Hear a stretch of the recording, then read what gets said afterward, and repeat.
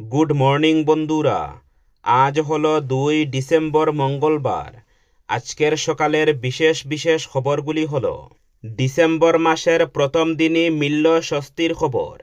রান্নার গ্যাসের বাণিজ্যিক সিলিন্ডারের দাম একলাফে কমল 10 টাকা। 1 ডিসেম্বর থেকেই কার্যকর হয়েছে নতুন দাম। তবে গৃহস্থের ব্যবহৃত 14.2 কেজির এলপিজি সিলিন্ডারের দামে কোনো পরিবর্তন হয়নি। প্রতি মাসের শুরুতেই আন্তর্জাতিক বাজারে পেট্রোলিয়ামের দামের ভিত্তিতে দেশীয় বাজারে এলপিজি ও অন্যান্য পণ্যের দাম নির্ধারণ করে অয়েল মার্কেটিং সংস্থাগুলি। সেই নিয়মেই এবারও দাম সংশোধন করা হয়েছে। ইন্ডিয়ান অয়েল কর্পোরেশনের তথ্য অনুযায়ী দিল্লিতে 19 কেজির বাণিজ্যিক এলপিজি সিলিন্ডারের দাম এখন 1580 টাকা 50 পয়সা, যা আগে ছিল 1590 টাকা 50 পয়সা। কলকাতায় দাম কমে হয়েছে 1684 টাকা, মুম্বাইতে 1531 টাকা এবং চেন্নাইতে 1739 টাকা 50 পয়সা। তবে গৃহস্থের জন্য ব্যবহৃত 14.2 কেজির সিলিন্ডারের দাম অপরিবর্তিত রয়েছে। দিল্লিতে এর দাম 853 টাকা এবং মুম্বাইতে 852 টাকা 50 পয়সা। তবে বাণিজ্যিক ক্ষেত্রে কিছুটা স্বস্তি মিললেও সাধারণ পরিবারের রান্নার খরচে কোনো হেরফের হয়নি। পরবর্তী খবরটি হল, হাইলাকান্দির জেলায়ুক্ত এক বিজ্ঞপ্তিতে জানিয়েছেন যে জেলার বিদ্যালয়গুলিতে প্রধানমন্ত্রী পোষণ এবং বালবাটিকা প্রকল্পের জন্য অক্টোবর, নভেম্বর ও ডিসেম্বর মাসের চাল বরাদ্দ করা হয়েছে। বিজ্ঞপ্তিতে আরও জানানো হয়েছে যে এই চাল অক্টোবর মাসের জন্য 21 দিনের, নভেম্বর মাসের জন্য 23 দিনের এবং ডিসেম্বর মাসের জন্য 25 দিনের চাল বরাদ্দ করা হয়েছে। এদিকে হাইলাকান্দি জেলায় নভেম্বর ও ডিসেম্বর মাসের নীল কেরোসিন বরাদ্দ করা হয়েছে। খাদ্য সুরক্ষা কার্ড প্রতি 55 মিলিলিটার করে কেরোসিন বণ্টন করা হবে। এছাড়া হকার মারফত খাদ্য সুরক্ষা কার্ড প্রতি 24 মিলিলিটার করে বণ্টন করা হবে। পরবর্তী খবরটি হল, 6 ডিসেম্বর বরাক সফরে আসছেন রাজ্যের মুখ্যমন্ত্রী ডক্টর হিমন্ত বিশ্ব শর্মা। 7 ডিসেম্বর কাছাড় জেলার উদারবন্দে ডিএন হায়ার সেকেন্ডারি স্কুলের খেলার মাঠে এক বিশেষ অনুষ্ঠানে যোগ দেবেন মুখ্যমন্ত্রী। এ নিয়ে জোর প্রস্তুতি চলছে উদারবন বিধানসভা কেন্দ্রে। সোমবার মুখ্যমন্ত্রী ডক্টর হিমন্ত বিশ্ব শর্মার উদারবন্দের অনুষ্ঠানগুলো পরিদর্শন করেন রাজ্যের মন্ত্রী কৌশিক রায় ও উদারবন্দের বিধায়ক মিহিরকান্তি সোম। এদিন প্রথমে দুধপাতিলে বরাক নদীর উপরে প্রস্তাবিত নতুন সেতুর শিলান্যাস অনুষ্ঠানটি পরিদর্শন করেন মন্ত্রী কৌশিক রায় ও বিধায়ক মিহিরকান্তি সোম। পরে দুপুর 2টায় ডিএন হায়ার সেকেন্ডারি স্কুলের খেলার মাঠও পরিদর্শন করেন মন্ত্রী ও বিধায়ক। এরপর উদারবন বিধানসভা কেন্দ্রের 2টি অনুষ্ঠানে রাজ্যের মুখ্যমন্ত্রী ডক্টর হিমন্ত বিশ্ব শর্মা যোগদান প্রাঙ্গণে বিধায়ক মিহিরকান্তি সোম সংবাদ মাধ্যমকে জানান, মুখ্যমন্ত্রী ডক্টর হিমন্ত বিশ্ব শর্মা আগামী 6 ডিসেম্বর বরাক সফরে আসছেন। 7 ডিসেম্বর প্রথমে দুধপাতিলে বরাক নদীর উপরে প্রস্তাবিত নতুন সেতুর শিলান্যাস করবেন মুখ্যমন্ত্রী। পরবর্তীতে উদারবন ডিএন হায়ার সেকেন্ডারি স্কুলের খেলার মাঠে এক সভায় অংশ নেবেন মুখ্যমন্ত্রী। সভায় মহিলা উদ্যমিতা প্রকল্প এসএইচজি গ্রুপের 15,301 জনকে চেক প্রদান করবেন মুখ্যমন্ত্রী ডক্টর হিমন্ত বিশ্ব শর্মা। পরবর্তী খবরটি হল, অসমে 108 পরিষেবার সঙ্গে জড়িত কর্মীদের ধর্মঘটে অনির্দিষ্টকালের জন্য বন্ধ হয়ে পড়ল মৃত্যুঞ্জয় অ্যাম্বুলেন্সের চাকা। 3000 কর্মীর চাকরি নিয়মিতকরণ, কর্মীদের দক্ষতার নিরিখে মজুরি নির্ধারণ করা, 12 ঘণ্টার কাজের পূর্ণ ওভারটাইম ভাতা প্রদান সহ একাধিক দাবি আদায়ের লক্ষ্যে সোমবার থেকে কর্মবিরতিতে যান ইএমআরআই এর অধীন 108 মৃত্যুঞ্জয় পরিষেবার কর্মীরা। তাদের এই আন্দোলনে বরাক উপত্যকার প্রায় 70টি মৃত্যুঞ্জয় অ্যাম্বুলেন্স সহ রাজ্যের কয়েকশো অ্যাম্বুলেন্সের চাকা থমকে দাঁড়ালো। প্রথম দিনেই আন্দোলনের জেরে দুর্ঘটনা, প্রসূতি, জরুরি সেবা এবং জীবন রক্ষাকারী চিকিৎসা পরিষেবা ব্যবস্থায় প্রভাব পড়েছে। জানা গেছে, বেসরকারি সংস্থার অধীন মৃত্যুঞ্জয় পরিষেবার কর্মীরা বেশ কয়েকদিন থেকে তাদের দাবিগুলো নিয়ে সোচ্চার রয়েছেন, কিন্তু সংশ্লিষ্ট সংস্থা এবং সরকার কেউই তাদের দাবিকে কর্ণপাত করছেন না। ফলে বাধ্য হয়ে অনির্দিষ্টকালের জন্য কর্মবিরতি আন্দোলন শুরু করেছেন কর্মীরা। গুয়াহাটিতে কর্মীরা জড়ো হয়ে বিক্ষোভ প্রদর্শন করেছেন। রাজ্যের বিভিন্ন জেলা থেকে কর্মীরা বিক্ষোভ কর্মসূচিতে যোগ দিয়েছেন বলে সূত্রের খবর। সংগঠনের অভিযোগ, গত 4 আগস্ট বেতন সংশোধনের প্রতিশ্রুতি দেওয়া হয়েছিল তাদের, কিন্তু প্রতিশ্রুতি এখনও মানা হয়নি। সরকারের উদাসীনতার ফলে তারা আন্দোলনে যেতে বাধ্য হয়েছেন বলে মন্তব্য করেন সংগঠনের মুখপাত্র। তিনি বলেন, বিগত 17 বছর ধরে তাদের ন্যায্য দাবি তুলে ধরা হলেও আজও দাবিগুলো পূরণ করা হয়নি।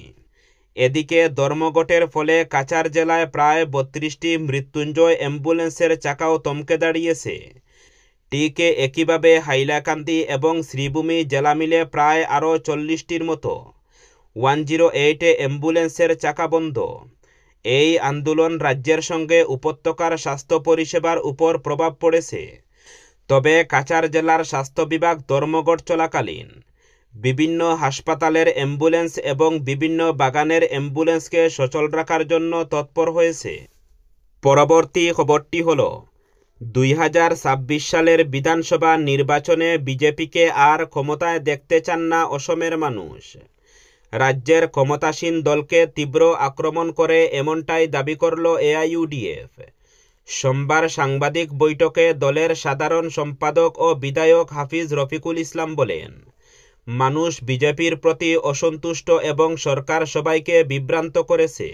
তিনি অভিযোগ করেন, ক্ষমতার 1 দশক কাটিয়েও বিজেপি কলিতাসহ 7টি জনজাতিকে এসটি মর্যাদা দিতে ব্যর্থ হয়েছে। মেয়াদের শেষ দিকে কোনো আলোচনা ছাড়াই রিপোর্ট পেশ করে দায়সারা হয়েছে। তার দাবি, বিজেপি ইচ্ছে করে সাম্প্রদায়িক উত্তেজনা বাড়াচ্ছে, যেখানে অসম বরাবরই বহু জাতি ধর্মের সহাবস্থানের পরিচায়ক। মানুষ শান্তি চায়, বিভাজন নয়।